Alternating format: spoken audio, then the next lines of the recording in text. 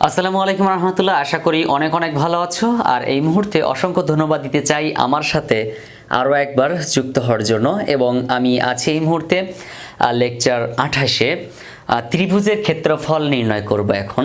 এবং তোমার কাছে যদি শীট থেকে থাকে তাহলে শীট নিয়ে খাতা কলম নিয়ে বসে যাও, পুরো ভিডিওটা দেখো। আর যদি শীট না থেকে থাকে তাহলে স্ক্রিনে দেওয়া নাম্বারে হোয়াটসঅ্যাপ অথবা ইমোতে যোগাযোগ করো, তাহলে শীটটা কালেক্ট করে নিতে পারবে। তো ত্রিভুজের ক্ষেত্রফল নির্ণয়ের জন্য অ্যালগরিদম, ফ্লোচার্ট এবং সি প্রোগ্রাম কিভাবে করা যায়। ত্রিভুজের ক্ষেত্রফল নির্ণয়ের জন্য আমার প্রথমে যে জিনিসটা দরকার সেটা হচ্ছে area equal to half into ভূমিগুণ উচ্চতা। আমরা তো জানি একটা ত্রিভুজের ক্ষেত্রফল নির্ণয়ের সূত্র কি, ক্ষেত্রফল সমান হাফ ইন্টু ভূমি গুণন উচ্চতা, রাইট?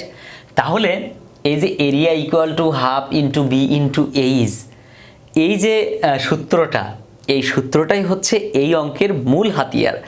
এই সূত্রটা যে পারবে তার কাছে এই অঙ্কটা পানির মতো সহজ। ওকে, দেখো এখন আমি সমাধান করি, তাহলে তুমি বুঝতে পারবে আসলে কতটা সহজ।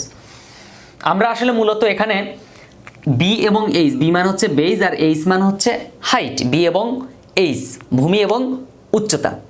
এই বি হচ্ছে বেজ মানে ভূমি আর হাইট মানে উচ্চতা। তাই ভূমি এবং উচ্চতার মান গ্রহণ যদি করি এবং তার সাথে যদি হাফ গুণ করি তাহলে আমরা ক্ষেত্রফল পাবো বা এরিয়া পাবো। অনেক স্যারেরা কিন্তু আবার এরিয়াকে সংক্ষেপে শুধু এ লেখে, রাইট? তুমি ইচ্ছা করলে শুধু এ দিতে পারো, দ্যাটস ডিপেন্ড অন ইউ। হ্যাঁ, হোয়াট উইল ইউ রাইট। দেখো এখানে আমরা প্রথমে স্টেপ 1-এ আমরা স্টার্ট করব। Step 1 start. তারপর স্টেপ 2-এ আমরা ইনপুট নিব।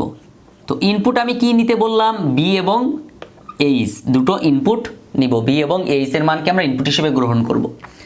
তারপর স্টেপ 3-তে আমরা নির্ণয় করব area equal to half into B into H. Step 4-এ যে আমরা প্রিন্ট করব এরিয়া, প্রিন্ট এরিয়া। স্টেপ 5-এ যে আমরা ইন্ট করে দিব। এই হচ্ছে আমার অ্যালগরিদম। মানে কতটা সহজ। স্টার্ট, ইনপুট বি এবং এটা এইচ হবে, বি এইচ, তারপর area equal to half into B into H, তারপর প্রিন্ট এরিয়া ইন্ট। মানে দুটি সংখ্যার যোগফল নির্ণয় করা যতটা সহজ ততটাই সহজ। আসলে এই অঙ্কগুলো যখন একটা স্টুডেন্ট মানে প্রথমে পারে না, কিচ্ছু বুঝে না, কলেজে তো আসলে ম্যাক্সিমাম কলেজে ক্লাসও হয় না।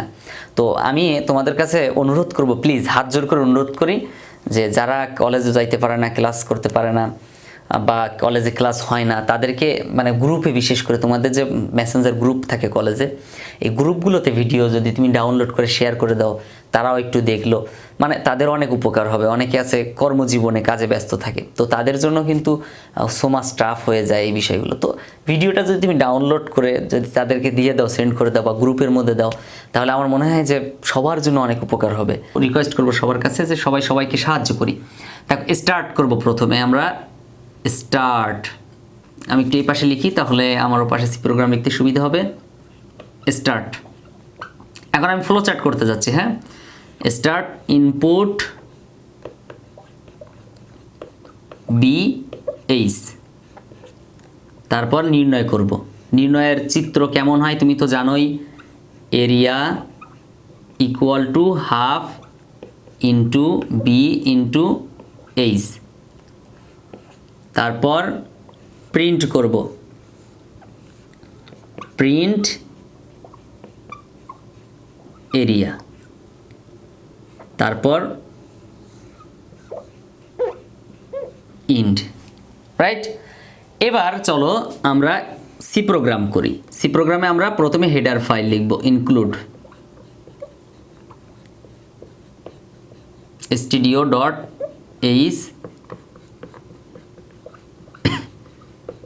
include conio.h, তারপর মেইন ফাংশন।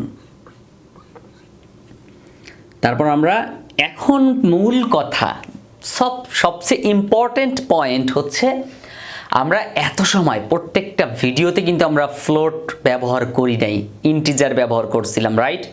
কিন্তু এখন থেকে আমাদেরকে ফ্লোট ব্যবহার করতে হবে। যখন আমরা কোনো সূত্র ব্যবহার করব, এই যে হাফ ইন্টু ভূমিগুণ উচ্চতা, যখন উত্তরটা ভগ্নাংশ আসার সম্ভাবনা থাকে, মানে সূত্র ব্যবহার করা মানে তো ভগ্নাংশ আসাটা স্বাভাবিক ব্যাপার, এজন্য আমরা ফ্লোট ব্যবহার করব। বিশেষ করে ক্ষেত্রফল, সেন্টিগ্রেড, সেলসিয়াস, ফারেনহাইট এগুলোর ক্ষেত্রে আমরা ভগ্নাংশ ব্যবহার করে থাকি। তো আমরা এখন লিখব কি ফ্লোট, FLOAT, ফ্লোট। এখানে আমরা গ্রহণ করব BH আর নির্ণয় করব এরিয়া, তাহলে আমরা এরিয়াও লিখব। আমরা যে মানটা গ্রহণ করব সেটাও লিখব, যেটা নির্ণয় করব সেটাও লিখব, অর্থাৎ আমরা যা নিয়ে কাজ করব সব কিছুই আমাদেরকে এখানে উল্লেখ করতে হবে, পরিচয় করাতে হবে। তারপর প্রিন্ট এফ, আমরা মানটা গ্রহণ করব, enter the value of A comma B, তারপর ইনভার্টেড কমা, দেন এই যে সেমিকোলন বসাবো।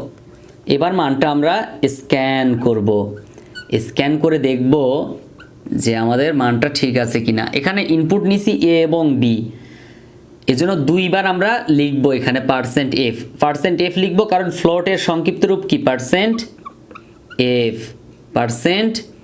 এফ দুইবার লিখলাম, and A comma and B. এই কমাটা কোনোভাবে যেন ইনভার্টেড কমার ভিতরে না আসে, এই বিষয়টা একটু খেয়াল করবা। তারপর আমরা সূত্রটা লিখে দিব, সূত্রটা কি area, area equal to half into B into H, তারপরে সেমিকোলন বসাবো।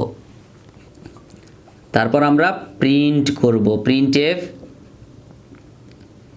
পার্সেন্ট এফ দিব, উত্তরটা কি হবে ভগ্নাংশ লিখব, উত্তর ভগ্নাংশ বের হবে, তারপর সেমিকোলন দিব। ব্যাপারটা হচ্ছে এমন, এখানে এরিয়া যে আমরা নির্ণয় করতেছি, এই এরিয়াটা পূর্ণ সংখ্যা হবে না ভগ্নাংশ হবে, সেটা আমরা ডিক্লেয়ার করে দিলাম পার্সেন্ট এফ এর মাধ্যমে।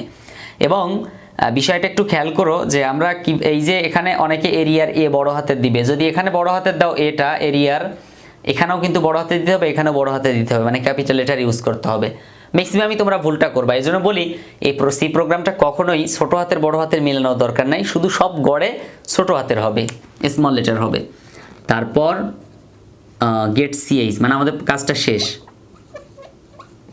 গেট সিএইচ, দেন আমাদের প্রোগ্রামটা এন্ড করে দিলাম। দেখো সব জায়গায় কিন্তু আমি সেমিকোলন মোটামুটি লিখেছি, এখানে ভুল হওয়ার কোনো জায়গা নাই আপাতত। এই প্রোগ্রামটা যদি তুমি রান করতে চাও রান করতে পারো তোমার কম্পিউটার কিংবা ল্যাপটপে। তারপর তুমি তোমার প্রশ্নগুলো করতে পারো, তোমাদের প্রশ্ন থাকলে প্রশ্ন করবে অবশ্যই। যারা ভেবেছিলে আইসিটিতে ফেল করবে তারা এখন আইসিটিতে এ প্লাস পাবে ইনশাল্লাহ, কারণ আইসিটির সকল ক্লাস, সকল লেকচার শিট এবং বোর্ড প্রশ্ন থেকে শুরু করে সকল সমস্যার সমাধান, প্রত্যেকটা টপিকের উপর আলাদা আলাদা ভিডিও এখন তোমার হাতে। আইসিটি শিট নিয়ে বারবার বলা হয়, আমি এই ভিডিওতে একটু কনফার্ম করে দেই যে আসলে আইসিটি শিটটা কেমন বা কি।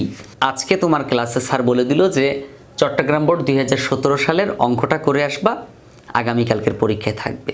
তুমি এই উত্তরটা কোথায় পাবা, কে তোমাকে বুঝিয়ে দেবে?